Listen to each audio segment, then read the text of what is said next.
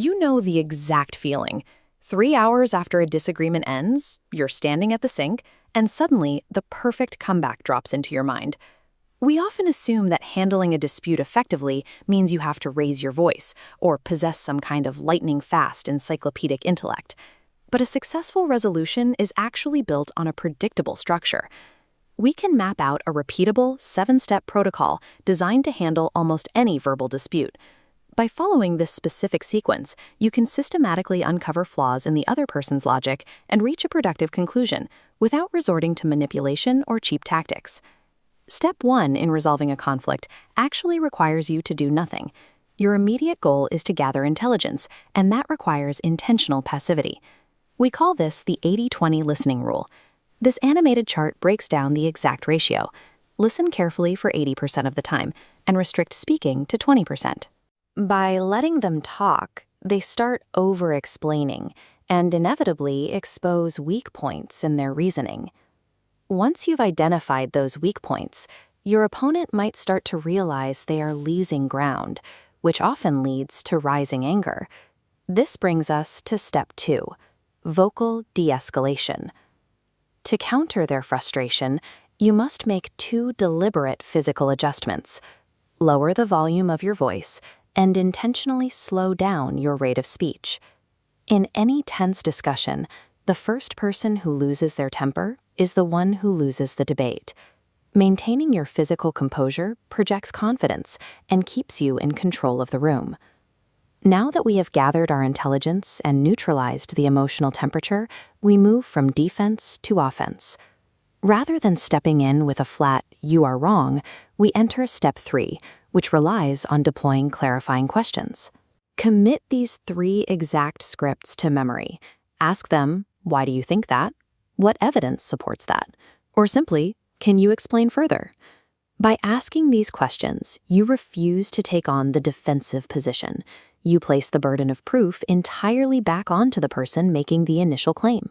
When it finally is your turn to speak within that strict 20% window, we arrive at step 4, injecting objective facts. Personal opinions carry very little weight in a dispute. The evidence you use here must be concrete, verifiable data points, and documented experiences, and specific factual examples.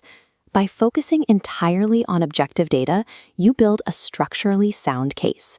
Tangible numbers, specific examples, and real experiences systematically outweigh an emotional appeal every time. When you build your counterargument out of objective evidence, you create a structural trap. Pure emotion cannot dismantle a wall of facts.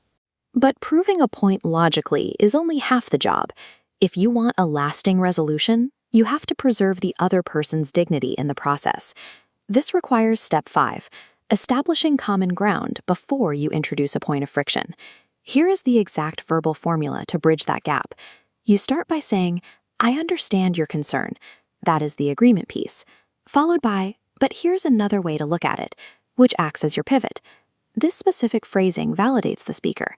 It instantly drops their defensive resistance and makes them receptive to your counterpoint. Once they are listening, step 6 ensures you keep the conversation on track. You must redirect all your critiques toward their ideas, never the person themselves. Calling someone foolish closes the door to communication entirely. Saying, "I don't think that argument works because of this specific data point," keeps the dialogue strictly analytical. This is a critical failure point. The moment you deliver an insult, the protocol breaks down, and the debate turns into a shouting match where nobody wins. Even if you follow all these steps, sometimes you encounter an opponent who simply wants to fight, regardless of logic. That triggers our final procedure, step 7, executing the tactical retreat.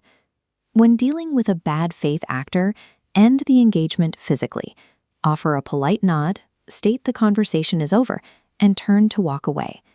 By deciding to end the interaction on your own terms, you preserve your time and energy. Against someone committed to pure hostility, choosing to disengage is a complete victory. We now have our fully assembled protocol.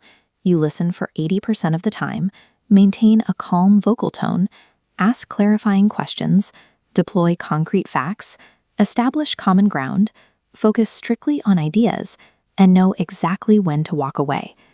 True conflict resolution doesn't come from humiliating the other person. It comes from maintaining your respect and letting clear logic dictate the outcome. The next time you find yourself entering a disagreement, test out step 3. Ask just one clarifying question and watch how quickly the dynamic of the conversation shifts in your favor. When you commit this checklist to memory, the anxiety of confrontation fades. Handling a debate stops being a stressful ordeal and becomes a totally manageable, step-by-step process.